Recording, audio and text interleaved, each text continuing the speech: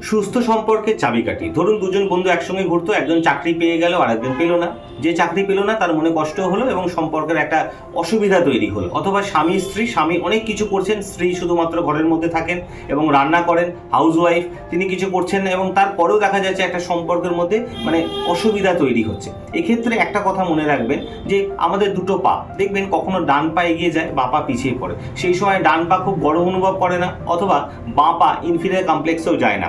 কিছুটা সময় পরে আবার বাঁ পা এগিয়ে যায়, ডান পা পিছিয়ে পড়ে। একটা পা এগোয়, একটা পা পিছোয়, এটাই নিয়ম এবং এইভাবেই তারা চলে। কেউ গর্ববোধ করে না, কেউ ইনফিরিয়র কমপ্লেক্সেও যায় না। এটা কিন্তু আমাদের দৈনন্দিন জীবনের ঘটনা। ঠিক সেরকমই যদি আপনি কোনো ভালো বন্ধু, আপনার স্ত্রী, যাই হোক, যখন আপনি এগিয়ে পড়বেন, আপনি চেষ্টা করবেন পিছনের লোক যেন এগিয়ে যায়। যিনি এগোবেন তিনি চেষ্টা করবেন পিছনের লোকটাকে আবার এগিয়ে নিয়ে যেতে। ব্যাস, তাকে কনস্ট্যান্টলি মোটিভেট করুন, তাকে অ্যাপ্রিসিয়েট করুন, তাকে সাপোর্ট করুন। দেখবেন আপনার সম্পর্ক অনেক ভালো থাকবে। এটাই সুস্থ সম্পর্কের চাবিকাঠি। নিজে ভালো থাকুন, অন্যকে ভালো রাখুন।